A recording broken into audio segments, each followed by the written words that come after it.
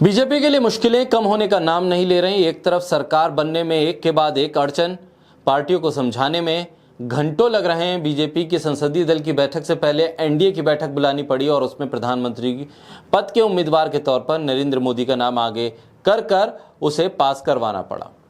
मुश्किल ये भी है कि अब जिन चंद्रबाबू नायडू के सहारे बीजेपी सरकार बनाना चाहती है वो अपने मुद्दों से हटना नहीं चाहते और उल्टा बीजेपी से मोटे मोटे मंत्री पद मांग रहे हैं।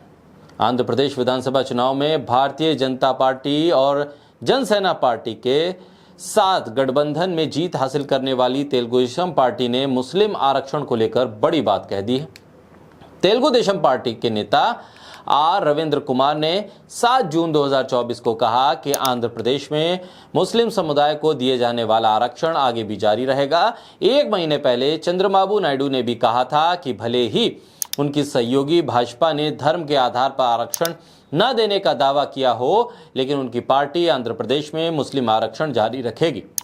चंद्रबाबू नायडू ने 28 अप्रैल को एक वीडियो संदेश भी जारी किया था और कहा था कि मुसलमानों में आज भी गरीबी बनी हुई है, ऐसे में उनकी मदद करना हमारी जिम्मेदारी है। चंद्रबाबू नायडू ने कहा था कि हम मुसलमानों के 4% आरक्षण को बचाएंगे। उन्होंने ये भी कहा था कि हमने सुप्रीम कोर्ट में 4% आरक्षण के लिए लड़ाई लड़ी है। 5 मई 2024 को पत्रकारों से बात करते हुए चंद्रबाबू नायडू ने कहा था कि हम शुरुआत से ही मुसलमानों के लिए 4% आरक्षण का समर्थन कर रहे हैं और इसे जारी रखेंगे। टीडीपी प्रमुख ने यह बात तब कही थी जब प्रधानमंत्री ने लोकसभा चुनाव प्रचार के दौरान कहा था कि वो दलितों, आदिवासियों और अन्य पिछड़े वर्ग ओबीसी के कोटे को मुसलमानों को धर्म के आधार पर नहीं देने देंगे। टीडीपी महासचिव और पार्टी प्रमुख एन चंद्रबाबू नायडू के बेटे नारा लोकेश ने कहा कि उनकी पार्टी ओबीसी सूची के तहत मुस्लिम समुदाय को दिए गए 4% आरक्षण के लिए प्रतिबद्ध है। टीडीपी की एनडीए सहयोगी भाजपा ने धर्म के आधार पर आरक्षण देने को लेकर तेलंगाना, आंध्र प्रदेश और कर्नाटक की सरकारों पर हमला बोला था।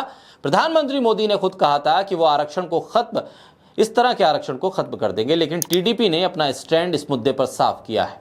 नारा लोकेश ने कहा कि अगर समाज का विशेष वर्ग गरीबी में रहता है तो कोई राज्य प्रगति नहीं कर सकता। उन्होंने कहा कि कम प्रतिनिधित्व वाले समुदाय को अवसर देना सरकार की जिम्मेदारी है। उन्होंने कहा कि मुसलमानों को आरक्षण देने का फैसला किसी को खुश करने के लिए नहीं किया गया, बल्कि ये उनका हक है। एक सवाल के जवाब में नारा लोकेश ने यह भी कहा कि टीडीपी अपने समर्थन का लाभ उठाते हुए अपनी मांगों पर जोर देगी। आगे कहा कि अग्निवीर, समान नागरिक संहिता, आरक्षण, बजट का आवंटन, विकास जैसे सैकड़ों मुद्दे हैं जिस पर बीजेपी के साथ टेबल पर बातचीत की जा सकती है। यानी कि टीडीपी का रुख साफ है, वो बीजेपी के दबाव में नहीं आएगी, बीजेपी के मुद्दे के हिसाब से सरकार नहीं चलने देगी, बल्कि टीडीपी अपने मुद्दों को हावी रखते हुए आंध्रा में भी सरकार चलाना चाहती है और केंद्र की सरकार में महत्वपूर्ण फैसले लेने वाले हिस्सेदार के तौर पर सरकार में शामिल भी होना चाहती है।